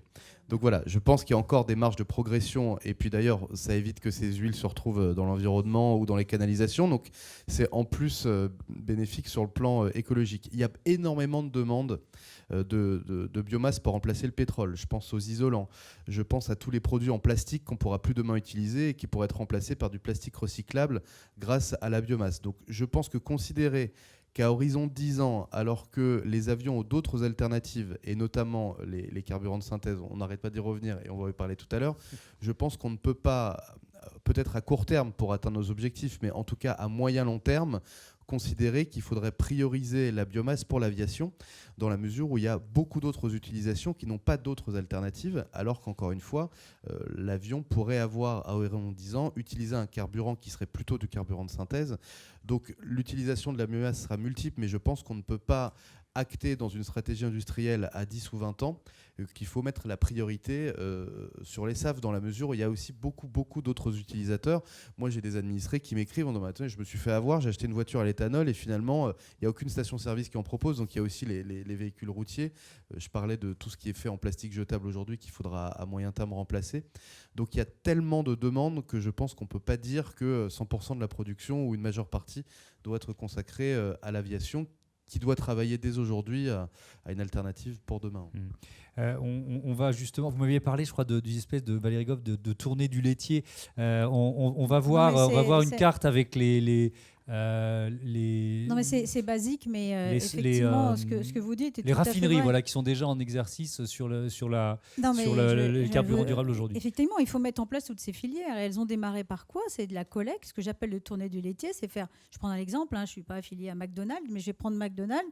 Le tournée du laitier pour récupérer les huiles de cuisson usagées, c'est d'aller dans chaque McDonald's et récupérer les huiles de cuisson du McDonald's. Et c'est comme ça qu'on a commencé cette filière européenne de récupération des huiles de cuisson usagées. Donc on fait la tournée, alors c'est pas nous, c'est effectivement la filière, donc des gens qui travaillent pour nous, donc font cette tournée, donc demain peut-être chez des particuliers, mais en tout cas aujourd'hui, j'ai pris McDonald's parce que c'est quand même l'emblème en termes de marque. Et après, ce que l'on fait, c'est qu'on massifie, donc tous ces camions sont massifiés à un certain endroit, donc soit au Havre, soit à Dunkerque, soit même dans la zone de Rotterdam, parce qu'évidemment, on a une massification européenne, et après on charge des bateaux. Ces bateaux sont envoyés sur la bioraffinerie de la Vède et demain, ces camions seront dans des trains iront à Grand-Puy. Et c'est comme ça qu'on crée des filières et c'est pas si simple que ça. Mais en même temps, il y a encore beaucoup à faire. Et effectivement, on compte sur le développement de ces filières et on a effectivement beaucoup de demandes de particuliers et autres pour venir valoriser quelque part ces déchets qui aujourd'hui sont en général effectivement finissent dans les égouts, très clairement. Merci beaucoup. Il nous reste 20 minutes dans ce débat et on va effectivement parler de ces projets de e-kérosène. Je vous propose de voir aussi une carte. Alors, ce que vous voyez en vert foncé, c'est les projets qui sont en cours, qui concernent ce e-kérosène. Alors, déjà, et je reste avec vous, Valérie Goff, c'est un produit mature, pas du tout mature. Voilà, on en est à quel stade? Alors, si vous regardez la carte, vous dites « waouh ». Il y a plein de projets. Il y a plein de projets. Et donc, tout va bien. Parce que finalement, tout à l'heure, il faut toujours avoir quelques chiffres en tête, c'est très important. Quel est le besoin de e-fuel en France donc, en 2030 puisque l'obligation d'incorporer du e-fuel en 2030 est entre 0,7 et 1,2%. Donc, quelle est l'obligation française et donc européenne? Si on parle de la France, l'obligation française, elle est autour de, elle est entre 70 et 90 000 tonnes en fonction de la filière, de 0,7 à 1,2%. Évidemment, la hausse aussi de la croissance du marché. Et si vous faites la somme de tout ce qu'il y a là-dedans, vous êtes à plus d'1 million de tonnes. Donc vous dites, ah tiens, c'est quand même bizarre, il y a un besoin de 90 000 tonnes, et là on a tellement de projets que finalement on en a trop. Bon. Après, je pense qu'il faut être réaliste et pragmatique. Où en sommes-nous exactement sur les carburants de synthèse? Et autant je suis optimiste sur le développement du SAF à partir de la biomasse, autant je suis beaucoup plus pessimiste sur les carburants de synthèse à horizon 2030. Pourquoi ? Parce qu'aujourd'hui, pour moi, il n'y a aucune maturité technologique pour fabriquer ces carburants de synthèse. Pas seulement en France, dans le monde. Dans le monde. D'abord, il n'y a aucune production. Après, il faut être très pragmatique et basique. Où aujourd'hui produisons-nous du carburant de synthèse, du e-fuel ? Nulle part. Bon, premier élément. Deuxième élément, quand on regarde tous ces projets en France, combien sont-ils réellement lancés ? Parce qu'il faut faire beaucoup de choses avant de lancer un projet. Et quand on est en 2030, il faut être clair, il faut prendre la décision d'investissement en 2025. Et quels sont les ordres de grandeur pour produire du e-kérosène ? Parce que ça, je pense que c'est important que les gens sachent. Il faut garder en tête que pour produire 100 000 tonnes de e-fuel, c'est à peu près 2 milliards d'investissements. Ça, c'est le montant global de l'investissement pour produire l'équivalent du besoin de la France, 2 milliards. Et pourquoi 2 milliards ? Vous avez présenté tout à l'heure les différentes façons de fabriquer ce e-fuel, donc gazéification, après synthèse, etc.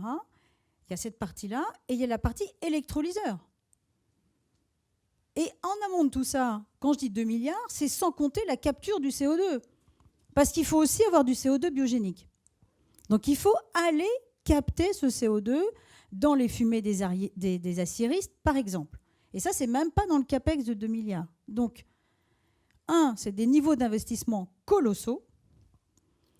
Et 2, la maturité technologique n'existe pas. Alors, on est à un état plutôt de recherche et développement, on va dire quand même avancé. Pourquoi ? Parce que, basiquement, comme vous le disiez, Fischer-Tropsch, ce n'est pas quelque chose qui date d'hier. Par contre, c'est la combinaison des différentes étapes qui, aujourd'hui, n'existent pas. Et c'est ça qu'il faut réussir à faire. Et je trouve qu'il faudrait mieux... Et pour vous donner un ordre, ce qui a été fait en Allemagne, peut-être l'avez-vous suivi.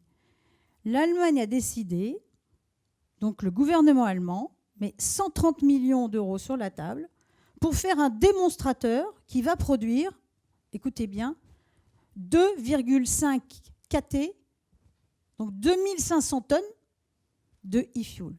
Et le gouvernement met sur la table 130 millions pour 2,5 KT. C'est juste pour vous dire, et pour vraiment démontrer que ça marche. Donc voilà où on est, pour moi, cette fabrication, cette filière de e-fuel, donc de e-kérosène, qui a beaucoup de challenges devant eux. Et donc voilà, c'est pour la raison pour laquelle je suis un peu pessimiste quand même pour 2030, même si les volumes ne sont pas significatifs. Et malgré cette belle carte avec plein de petits points un peu partout, honnêtement, j'ai du mal à y croire. Voilà. Mais je suis très honnête avec vous. Hein. Je pourrais vous peindre les lunettes en rose, mais je n'y crois pas du tout. On préfère l'honnêteté. Je ne suis pas sûr que vous puissiez répondre à la question, Antoine Laborde, mais déjà, on a compris que le SAF coûtait beaucoup plus cher que le kérosène. Mais alors, si on parle de l'e-fuel, on serait à quel niveau de prix ? Puisque vous nous dites que les marges des compagnies aériennes sont réduites. On serait sans doute à un prix du SAF entre 6 et 9 000 euros la tonne. Quand aujourd'hui, le jet fossile il est aux alentours de 700 euros la tonne. Donc voilà, on est sur du 10 fois plus cher. Ouais, c'est 10 à 12 fois plus cher. Après, ça dépend toujours de comment on calcule. Enfin, en tout cas, on est vraiment dans cet ordre d'idée. Quand même, si je peux réagir, je partage une partie du constat qui est ça ne va pas être facile. Ça va pas être facile. On voit bien que tous ces projets, c'est des premiers de série. Et qui dit premier de série, c'est des projets qui sont plus difficiles à financer, qui sont plus risqués. Et du coup, c'est compliqué pour tous ces porteurs de projets. Et du coup, là-dessus, on a un peu deux possibilités où on dit on va les aider, on va essayer d'investir dans ces projets, où on se dit on ne va pas trop les aider, ou on va les laisser un peu se planter. On pense que nous, il y a un vrai enjeu à essayer de faire en sorte que cette filière réussisse. On l'a vu, il n'y a pas d'avenir pour les SAF sans les carburants de synthèse. Donc si on n'arrive pas à passer cette marche, on risque de ne pas pouvoir passer la marche d'après, ni la marche d'après. On sait qu'en 2035, on a un objectif de 20% de SAF. Une partie significative, ça doit être de l'e-fuel. Donc pour moi, il y a un enjeu réel à ce qu'on aide ces projets à passer le cap, à passer les stades de FID, de décision finale d'investissement, qu'ils aient aussi les fonds pour les études, parce qu'on parle de 2 milliards pour le construire, mais c'est aussi de 50 à 100 millions d'euros pour la partie études. Donc même avant l'investissement, cette partie études est assez importante. Et donc, je pense que c'est important que l'ensemble des pétroliers aussi soient moteurs sur ces productions de carburants. Comment ça se passe, Antoine Laborde, au niveau européen, sur les fonds d'innovation? Parce qu'on a bien compris qu'il y avait une feuille de route donnée par l'Europe avec une incorporation de e-fuel qui va devenir potentiellement peut-être problématique en 2030, si je vous ai bien compris. Compliqué. Est-ce qu'il y a les fonds d'innovation derrière au niveau européen? L'Europe est parfois un peu schizophrène. On a effectivement des objectifs qui sont très ambitieux en termes d'incorporation de carburants durables, on l'a vu.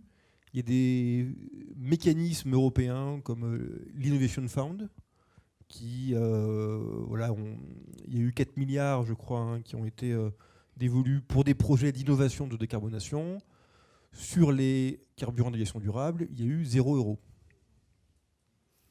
Donc, on se rend compte que c'est aussi compliqué d'être à la fois très pushy sur se dire il faut que les e-fuel arrivent, il faut que ces projets soient une réalité, et finalement de ne pas donner, de pas avoir les outils qui vont bien. Et donc c'est pour ça qu'on se rend compte pour rendre ces projets une réalité, on va avoir besoin de fonds, peut-être des fonds dédiés, l'Europe y réfléchit. Et puis, il faut aussi arriver à dérisquer ces projets. Pouvoir dire aux producteurs, on vous garantit que tout ce que vous produirez sera acheté à un prix défini.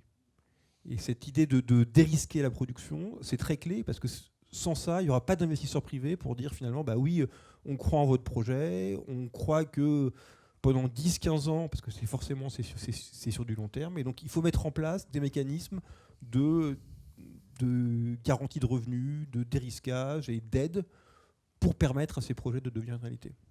Mais si je peux me permettre, est-ce que vous êtes prêt à vous engager sur un off-take et payer 10 à 12 fois le prix du fossile pour aider un projet à se développer? Finalement, le sujet, il est là. Êtes-vous prêt, vous, Air France, à vous engager à payer 10 à 12 fois le fossile pour qu'un projet de e-fuel se lance? En fait, je vous retourne la question. Il y a un mandat européen. Qui porte sur les pétroliers. Le mandat européen, il porte sur les... Non, il porte sur celui qui supply le jet, mais vous en supplyez aussi vous-même. Qui supply le jet, donc nous, pas beaucoup quand même. Donc Total Energy, vous supplyez du jet à des compagnies européennes. Donc ce mandat s'applique à vous. Vous devez incorporer des e-fuel en 2030. Donc je vous pose la question, vous devez en incorporer. Comment est-ce que vous allez vous organiser pour avoir ces molécules à disposition en 2030? Et si vous me posez la question, oui, notre idée, c'est effectivement de s'engager sur le long terme sur cette molécule-là, parce qu'on pense que c'est la voie pour nous permettre de nous décarboner demain. Mais on sait bien que nous, Air France, on ne pourra pas, nous, tout seuls, porter la production de ces projets, et c'est pour ça qu'il y a besoin d'avoir des mécanismes en parallèle pour aider à ces projets, pour permettre à ces projets de devenir réalité. Non, mais je crois que ce qui est important, comme je disais, c'est mettre beaucoup d'argent sur la recherche et développement. Et ça, c'est clé. C'est la recherche et développement. Je vais vous donner un peu les budgets que nous avons, nous, chez Total Energy, donc dans mon équipe, de manière à comprendre et à avancer sur ces technologies et définir finalement quelle est celle qu'il faut retenir à la fin. Parce que finalement, beaucoup de matières premières sont possibles. On a parlé du bois, on a Fischer-Tropsch, on a de la gazification. Est-ce que c'est donc du CO2, synthèse du méthanol? Les schémas pour produire ce carburant de synthèse ne sont pas encore définis. Donc on est vraiment dans une phase de R&D avancée. Nous, on y met beaucoup d'argent aujourd'hui pour essayer justement de définir quelle est la bonne façon de produire ce carburant de synthèse. Et à ce moment-là, on mettra le paquet. Pour arriver à quelque chose de réussi à la fin. Ouais. C'est pas qu'une équation économique, il faut que ça marche, tout simplement. Sénateur de Vinasse, il vous reste 3 minutes avant de partir. Un petit mot de conclusion de votre côté, parce que la France a 3300 milliards de dettes. Donc c'est au niveau européen qu'on va trouver l'argent pour financer ce carburant de synthèse. Je n'ai pas la réponse. Non, c'est ce que propose Mario Draghi, l'ancien président de la Banque centrale européenne. Je pense qu'on change d'habitude en permanence. Je regardais dans la salle, moi, il y a 20 ans, quand j'étais dans une salle, il n'y avait pas de téléphone portable, il n'y avait pas de micro, etc. On change. Quand j'ai travaillé sur l'information routière en 93, pour mettre ce que vous avez maintenant dans vos voitures, je m'en prenais le TGV le mardi, je reprenais le TGV le jeudi. Le mardi, je montais, je redescendais, j'allais à l'Arche de la Défense, après j'allais chez les gendarmes, etc. J'ai fait ça pendant 2 ans. Aujourd'hui, mes collègues, ils font plus ça. Ça fonctionne autrement. Donc, il y a à réfléchir comment on vit, comment on s'organise. Il y a un certain nombre de changements, y compris dans nos déplacements. On parle de souveraineté. À un moment, j'avais entendu la souveraineté industrielle. Oui, il faut peut-être... qu'est-ce qu'on décide ? Ouais. Mon collègue de l'Assemblée nationale a soulevé un mot au Sénat. Dans ma commission, il froisse beaucoup de gens. Sobriété. Sobriété ne veut pas dire décroissance. Sobriété, c'est aussi utiliser de l'énergie à bon escient. Pour un exemple, l'hydrogène, si c'est pour faire tourner un moteur qui peut fonctionner avec de l'électricité, pour faire de l'hydrogène, il faut de l'électricité. Si on fait ça, c'est 35% de rendement. Si on utilise l'électricité directement dans le moteur, c'est 75% de rendement si les chiffres qu'on m'a donnés sont bons. Donc il y a toute une réflexion à mener qui relève de la sobriété et de la façon dont on vit. À un moment donné, la Terre, elle ne peut donner que ce qu'elle peut donner. Voilà. Et s'il y a une deuxième planète qui s'appelle Mars, elle ne sera pas pour tout le monde. Et de toute façon, elle est dans le même système solaire et dans 3 milliards d'années, elle sera bouffée par le Soleil. C'est pas mal comme conclusion. Merci beaucoup. Je crois que si vous voulez ne pas rater votre train, il faut y aller. Merci. On peut applaudir le sénateur de Vinaz.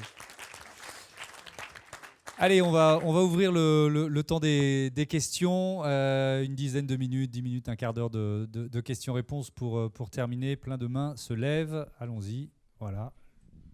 Merci de vous présenter. Bonjour, Timon Vicablan, Aérodécarbo. J'ai une question rapide, très technique. Vous avez mentionné les besoins en eau. Est-ce que vous avez essayé de quantifier ça ? Il y a un autre besoin qui est aussi lié à l'azote. On parle souvent de retour au sol. L'agriculteur, il a besoin qu'il y ait une certaine quantité de biomasse qui retourne au sol. Comment on fait avec du coup, le fait qu'on va en empêcher un petit peu et du coup, on va devoir importer de l'azote. Et aujourd'hui, on sait que c'est difficile de faire de l'azote. On a besoin d'énergie. Alors, j'ai pas complètement quantifié le besoin en eau, mais je peux vous donner des exemples très précis puisque sur le site de l'AMED, donc nous avons une bioraffinerie et nous avons annoncé qui est dans une zone de stress hydrique à Marseille, évidemment, sur lequel l'administration nous demande de réduire de 30% notre consommation d'eau. Donc nous allons réduire de 30% notre consommation d'eau en arrêtant une des unités qui produit l'hydrogène. Et nous avons remplacé cette unité par à la fois un bio-SMR qui a produit cet hydrogène avec tous les effluents de cette bioraffinerie. Et nous avons aussi annoncé des projets d'électrolyseurs. Si vous avez bien vu, un électrolyseur de 20 MW et un autre de 50 MW. Ce qui est déjà une première étape, quelque part, pour produire des carburants de synthèse. Ça, c'est un peu pour répondre à mon collègue à droite. Il faut déjà avoir de l'hydrogène vert. Et ben, avec ces deux électrolyseurs, je vais avoir du mal à réussir à faire ces moins 30% qui me sont imposés par l'administration, quel que soit le schéma industriel que j'ai. Et donc, c'est juste pour vous dire que j'ai beau arrêter une unité de raffinage, je la remplace par des électrolyseurs et quelque part, je reste à une iso-consommation d'eau. Donc, je vais faire de la sobriété. Effectivement, sur mon outil de raffinage de bioraffinerie actuelle, je vais réduire ma consommation d'eau, l'eau pour refroidir, etc., pour atteindre ces moins 30%. Mais c'est juste pour vous dire que je rajoute des électrolyseurs, j'arrête une unité de raffinage, je consomme la même quantité d'eau.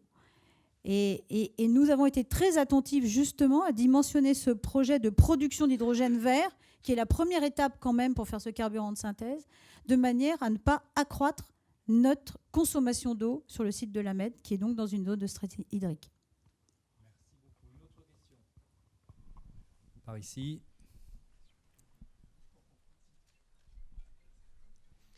Oui, bonjour, Jérôme Dubouchet de Transport et Environnement. Le règlement ReFuelEU va imposer des pénalités en cas de non mise à la consommation de carburant de synthèse en particulier à partir de 2030. Et Eurocontrol a donné ces chiffres récemment. A priori, la pénalité serait de l'ordre de 12 000 € la tonne. Vous avez exprimé votre pessimisme sur la capacité de l'industrie à délivrer ces carburants de synthèse en 2030. Qu'est-ce que vous allez faire? C'est quoi votre stratégie, vous, TotalEnergies, face à cette différence entre l'obligation et les pénalités?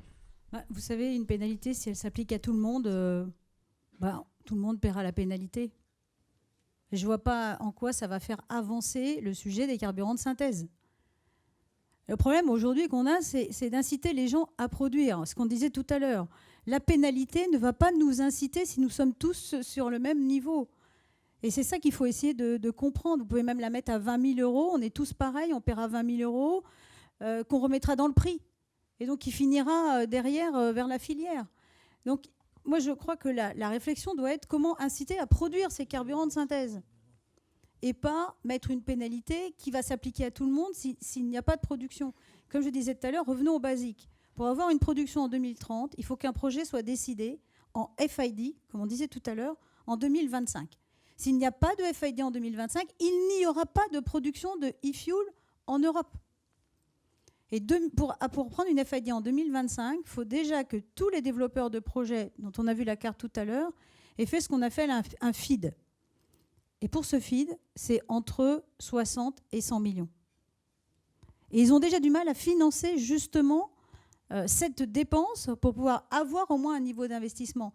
Donc le sujet, de mon point de vue, n'est pas de définir à quel niveau est la pénalité, mais plutôt comment inciter la filière à se développer, à être capable et être en mesure, à un moment donné, de lancer un projet qui, à la fin, va permettre de produire du carburant de synthèse à un coût économique quand même, parce que nous sommes dans un monde et d'autres pays ont accès à de l'électricité moins chère que nous. Donc, quelque part, ils fabriquent des carburants de synthèse un peu moins chers que nous. Et donc, c'est un monde concurrentiel.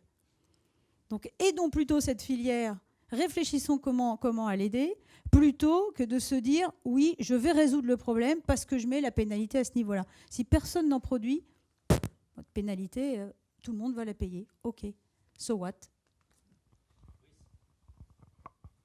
Il y avait un crédit d'impôt d'ailleurs prévu dans le projet de budget, malheureusement suspendu.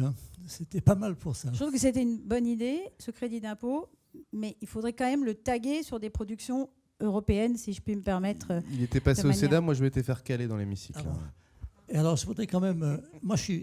il me semble que TotalEnergies est plus optimiste que vous ne le dites vous-même. Peut-être que c'est tactique en quelque sorte. D'abord, à TotalEnergies... vous avez une autre manière de produire de l'hydrogène à partir du gaz et en capturant le CO2. Et j'ai même entendu des interviews disant que c'était moins cher que d'électrolyser. Donc il y a donc une autre possibilité. Et déjà Total, en avance sur beaucoup d'autres compagnies, récupère le CO2, sait déjà le faire. Récupère le CO2 dans la vallée de la Seine et s'en va avec Equinor le mettre dans la mer du Nord. Donc cette industrie est déjà en route en quelque sorte. Donc si vous voulez... Je comprends bien que vous soyez réticente, je comprends bien que ce soit difficile, je comprends bien que l'aviation ne représente qu'à peu près 8% des clients des raffineries. Donc ce n'est pas le client principal. Donc à la limite, faites plus d'efforts aussi vous-même. Il faudra que tout le monde en fasse pour y arriver. Moi, ce qui me fait... D'abord, sur l'eau, alors les Allemands, quand ils font des contrats pour l'hydrogène avec la Namibie, eux, ils font de l'électrolyse d'eau de mer. Alors, je ne sais pas si l'électrolyse d'eau de mer est possible ou s'il faut déjà dessaler l'eau de mer avant d'électrolyser, mais en tous les cas, c'est déjà le cas. Donc, si vous voulez, même la question de l'eau ne me paraît pas prioritaire. Il me semble que techniquement, les choses vont avancer et qu'on va y arriver plus vite que prévu. La difficulté principale, me semble-t-il, c'est précisément que les SAF vont être un marché mondial. C'est déjà le cas et donc toute la question de la protection est importante. Les SAF, l'OACI, encourage tous les États du monde à produire des SAF, et notamment les pays qui n'ont pas d'industrie aérienne. Vengez-vous, les gars. Vous n'avez pas d'industrie aérienne, c'est pas grave, vous allez faire des SAF. Et vous allez les vendre pas cher. Regardez tous les pays qui ont des surfaces agricoles, etc. Donc si vous voulez, la question des SAF c'est moins grave que prévu parce qu'on en aura quand même pas mal. Alors évidemment, on ne sait pas. Moi, on a été étonné à Eden de voir à quel point les Chinois mangeaient des frites. Hein, ça a été stupéfiant. Toutes ces huiles usagées, quand même incroyable. Hein. Bon, enfin bon, admettons. Hein. Bon, il y en aura quand même pas mal. Donc voilà. En revanche, c'est vrai, vous avez raison, monsieur le député, c'est sûr que si on veut prendre une technique d'avance, c'est évidemment les e-fuels.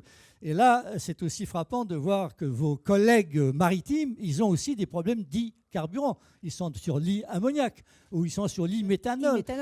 Et les usines de méthanol, c'est la même filière. Hein. Mais ça existe déjà. En Islande, moi, j'ai vu des usines de méthanol totalement synthétiques, enfin à partir de l'énergie islandaise qui est, comme vous le savez, tout à fait abondante, etc. Bon, voilà, donc si vous voulez, c'est plus près que vous ne le dites. Alors je vous pousse pour être un peu plus optimiste.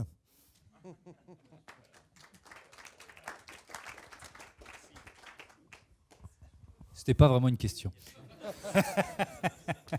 Merci en tout cas. Allez-y, je vous passe mon micro, tenez. Merci beaucoup. C'est juste un petit peu d'optimisme justement pour rebondir. Anne-Catherine Bureau-Gégaud. H2V, un petit point sur la carte que vous avez vue tout à l'heure. Donc un développeur qui essaye de faire de l'hydrogène vert et des ISAF également. Donc j'ai bien entendu tout ce que vous avez dit. C'est pas parce que c'est difficile qu'il faut pas y aller. Donc on y croit et on y va. Juste un petit point sur l'eau. C'est vrai que c'est un sujet sur lequel on a énormément travaillé. On a besoin d'eau rapidement pour deux choses. Un, on fracture la molécule pour pouvoir faire de l'hydrogène. Et deux, on a besoin de refroidir les électrolyseurs. Et la bonne nouvelle, c'est que la technologie sur les électrolyseurs, sur le refroidissement, avance beaucoup et qu'aujourd'hui, on est en mesure de développer des technologies qui économisent jusqu'à 80% des besoins en eau. Voilà. Donc là-dessus, on va progresser très vite. C'était la bonne nouvelle à partager. Merci.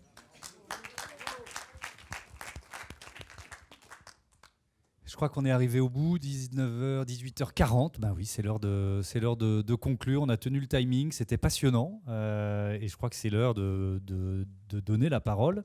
Je vais remercier les participants de cette table ronde. Merci, vous pouvez les applaudir. Et redonner la parole à Brice Lalonde pour la conclusion de cet après-midi. Brice, où tu veux. Merci Thomas. Écoutez, c'est impossible de conclure. Hein. C'est impossible de conclure.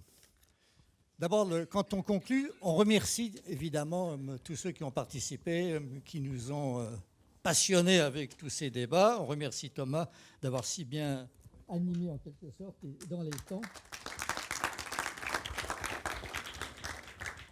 Et je commence évidemment en disant les choses essentielles, c'est que les subventions aux énergies fossiles en 2022 auront représenté 5 000 milliards de dollars.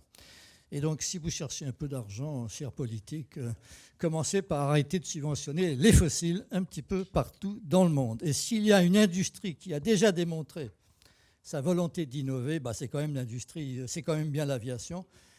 Bon, alors, je ne rappelle pas tous les chiffres qui ont été donnés, mais enfin, c'est extraordinaire de voir à quel point, en quelques années, elle a réduit sa consommation, amélioré ses techniques, amélioré les avions, amélioré la question du bruit, et arrivé à une situation où vous avez maintenant à peu près 10 000 vols par jour, 20 000 aéroports partout, et puis une centaine de millions d'emplois. Donc, si vous voulez, on peut dire à l'Indonésie, à la Chine, à la Russie, au Brésil, au Canada, aux États-Unis, même à l'Europe, qu'il faut renoncer à l'avion, ou en tous les cas être un petit peu sobre. Vous savez, la sobriété, c'est un concept à utiliser avec modération. Il y a 48 pays enclavés dans le monde et à peu près un demi-million d'îles. Voilà. Donc, vous pouvez dire à tous ces gens-là qu'ils n'ont pas besoin de l'avion, ils ne vous croiront pas. Donc, c'est vrai qu'il y a une question très importante. L'avion fait partie de notre avenir. Donc, la question, c'est évidemment, il faut décarboner. Et pour décarboner, c'est ça qui me préoccupe le plus. Pour l'industrie, pour l'aviation, pour l'écosystème de l'aviation, il ne faut pas attendre que ça tombe du ciel. Moi, j'ai des souvenirs. J'ai commencé en 2014 avec l'OACI, ça fait quand même un bout de temps. Et la plupart des compagnies aériennes, des représentants me disaient « mais on attend que l'État nous fasse des SAF ». Ils ont attendu et les SAF ne sont pas arrivés. Donc, si vous voulez, c'est une question importante. Il faut pousser. Les États ne le feront pas s'il n'y a pas une poussée très forte, s'il n'y a pas une poussée politique, si les députés, ça, ne poussent pas les États à travailler à une industrie des SAF. Comment fait-on? Où va-t-on? Quelles sont les étapes? C'est ce qu'on a vu tout à l'heure. Et la deuxième chose qu'il faut évidemment faire, c'est qu'il faut le faire avec tout ce qu'on a dit ici, l'écosystème de l'aviation. Et dans cet écosystème de l'aviation, on a bien vu aujourd'hui qu'il fallait qu'il y ait tout le monde. Alors pas simplement les compagnies aériennes, les avionneurs, les constructeurs d'avions, Safran, les moteurs, mais également, moi je mets le tourisme, parce que le tourisme c'est peut-être la principale industrie mondiale. Hein. C'est vraiment incroyable. C'est quelque chose comme, je ne sais pas moi, 8 ou à 10% du PIB mondial. C'est vraiment absolument gigantesque. Et le tourisme, il utilise beaucoup l'aviation. Et donc, ce serait pas mal de mettre le tourisme dans l'écosystème en lui demandant, est-ce que tu peux nous donner un coup de main? Comment fait-on? Est-ce qu'on peut voir les choses ensemble? Et tout à l'heure, on a parlé des biocarburants, des cultures intermédiaires divers, donc l'agriculture aussi. Donc, vous avez déjà maintenant discuté avec les syndicats agricoles, avec les agriculteurs. Les agriculteurs eux-mêmes ont besoin de biocarburants, je vous signale, pour leurs tracteurs. Et il y a un autre domaine très important qui est peut-être votre allié pour pousser les États, ce sont les travaux publics, parce qu'ils ont aussi besoin de carburant liquide drop-in, parce qu'eux aussi, ils ne vont pas à la pompe, c'est leur carburant qui vient vers eux. Donc il faut qu'il soit délivré sous la forme finale en quelque sorte. Et donc voilà comment dirais-je, voilà l'alliance qu'il faut constituer. Mais vous n'avez oublié, il n'y a que Patrick Dumière, il est là, qui en a parlé. On vient d'avoir la COP 29 à Bakou.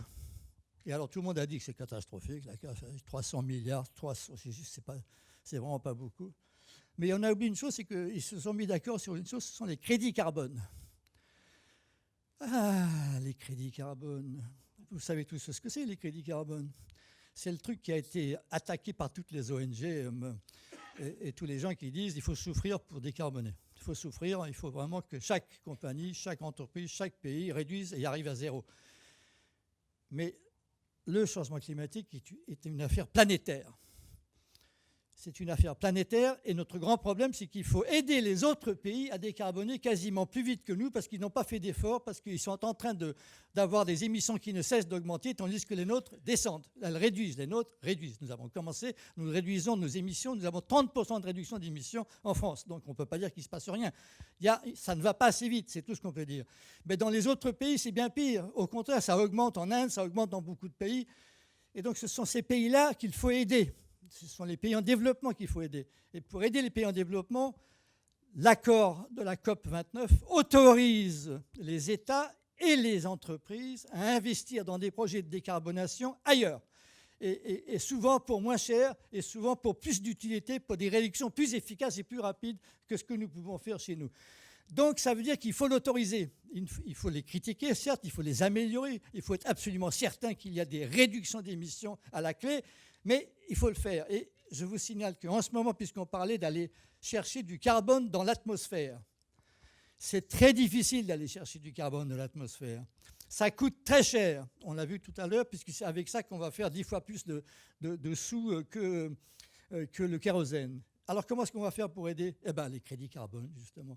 Ça veut dire quoi ça? Ça veut dire que si on aide les entreprises qui sont déjà en train d'aller chercher du carbone dans l'atmosphère aujourd'hui, ça sera décompté. C'est une manière d'aider les compagnies aériennes ou tous ceux qui sont dans l'écosystème d'aviation. S'ils participent à cet effort d'aller chercher du carbone dans l'atmosphère, ils rendront service à la planète et ils se rendront service à eux-mêmes.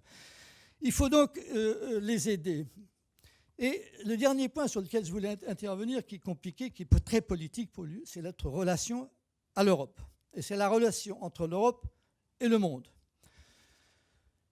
Dans le monde, on a ce qu'on appelle donc l'Organisation de l'aviation civile internationale à Montréal. C'est à l'organisation, on vient de fêter les 80 ans, l'accord de Chicago, etc. C'est dans cette organisation qu'on a décidé de ne pas taxer le kérosène. Ce n'est même pas un truc qui vient de chez nous. C'est parce qu'à l'échelle mondiale, on s'est dit on ne va jamais y arriver parce que ce sera tellement différent d'un pays à un autre qu'on n'aura jamais une concurrence à peu près équitable entre les pays. Donc, allez, mettons-nous d'accord, on supprime les taxes sur le kérosène pour l'aviation et ça fait depuis 80 ans que ça dure. Alors, si on veut vraiment remettre des taxes sur le kérosène à l'échelle mondiale, il faut un accord de l'OACI, ce serait quand même ce qu'il y a de mieux pour la concurrence, pour une concurrence équilibrée. L'OACI a dit on va arriver à la neutralité carbone en 2050. Donc c'est un truc mondial, toutes les compagnies aériennes, tous les pays sont d'accord. Et ils se sont mis d'accord sur un programme avec, en effet, aussi les SAF. L'OACI a un programme sur les SAF. Il y a toute la liste des SAF qui sont autorisés et les critères environnementaux nécessaires. Donc, si vous n'êtes pas sur la liste, si vous n'êtes pas certifié, si vous n'avez pas les critères environnementaux, ça ne marche pas. En revanche, cette liste, elle est plus large que celle de l'Europe. Je pense à l'exemple, parce qu'on a parlé tout à l'heure des EFA et de toutes ces graisses animales. Eh bien, figurez-vous que l'Europe n'autorise pas tout, parce qu'il en faut une partie pour les cosmétiques, par exemple. Alors donc déjà, c'est plus restreint. Mais pourquoi est-ce qu'il n'y a pas une concurrence? Alors attendez, pourquoi est-ce que pour les cosmétiques, ils auraient droit et pas l'aviation? Qu'est-ce que c'est que cette histoire? D'où ça vient, ça? Si vous voulez, l'Europe rend les choses beaucoup plus difficiles que le monde entier. C'est plus compliqué en Europe, tout est plus restreint. L'Europe veut choisir les techniques. Comme d'habitude, non seulement elle fixe des objectifs, ce qui est très bien, mais en plus, elle s'autorise à décider des moyens pour y parvenir. C'est ça qui ne va pas. Il faut que l'Europe accepte d'être neutre techniquement sur les moyens de parvenir aux objectifs. Et puis, il y a un autre marché carbone qui s'appelle Corsia. Et là, Corsia, c'est un marché carbone, mais qui porte uniquement sur l'accroissement de la consommation de carburant par rapport à une base donnée qui était celle d'une base en 2019. Bon, voilà, je passe sur les détails. Mais la question, elle va se compliquer aujourd'hui, puisque maintenant, l'Union européenne a décidé dans le Fit for 55 d'obliger les compagnies aériennes à acheter aux enchères du droit d'émettre, du droit d'envoyer des tonnes de carbone dans l'atmosphère. À partir de l'année prochaine, il va falloir commencer à payer. Et là, le problème, c'est la différence de coût pour les compagnies aériennes entre ce qui va se passer pour les compagnies aériennes européennes et les autres compagnies du monde. Il faut se souvenir qu'en 2011, l'Union européenne, fière de son avance sur la lutte contre le changement climatique, l'Union européenne avait dit les avions qui atterrissent et qui partent de l'Europe, qu'ils viennent de San Francisco ou de Bruxelles ou de Londres, à l'époque c'était encore l'Europe, ou d'ailleurs, ou du Canada, ou de Singapour, vont payer pour toutes les tonnes de carbone qu'elles ont émises depuis Singapour, depuis San Francisco ou depuis Pékin. Crise internationale immédiatement. Toutes les autres compagnies aériennes ont dit mais ça ne va pas, non? Et toutes les compagnies aériennes ont décidé c'est pas grave, on ne passera pas par l'Europe, on passera par Dubaï. Bon. Crise, et à ce moment-là, évidemment, l'Union européenne est revenue en arrière. Donc il faut faire attention, l'Union européenne, il faut faire attention à ce que sa réglementation ne tue pas sa propre industrie au motif d'être plus vertueux que le monde entier. Et toute la question, ça va être pour nos politiques de rapprocher les décisions qui sont prises à l'échelle internationale par l'OACI des décisions qui sont prises à l'échelle européenne par la Commission européenne. C'est la Commission européenne, vraisemblablement, va trop vite et trop loin, tandis que Corsia, à l'échelle internationale, ne va pas assez vite et pas assez loin. Et donc, il faut rapprocher ces deux réglementations. Autrement, on va avoir des problèmes et nos compagnies aériennes auront de plus en plus de difficultés par rapport à leurs concurrents. Voilà, si vous voulez, l'objectif immédiat qu'on va demander ici, dans cette auguste assemblée. C'est là que la politique se fait. Il faut leur demander de rapprocher les réglementations internationales et européennes. Et pour le reste, écoutez, c'était passionnant ce qu'on a entendu. J'ai beaucoup adoré ce qu'a dit Bertrand Piccard. C'est quand même super d'avoir quelqu'un d'aussi optimiste. Donc, la conclusion, c'est quoi? La conclusion, c'est que l'industrie aérienne a confiance dans l'avenir. Et nous avons confiance dans l'industrie aérienne. Voilà.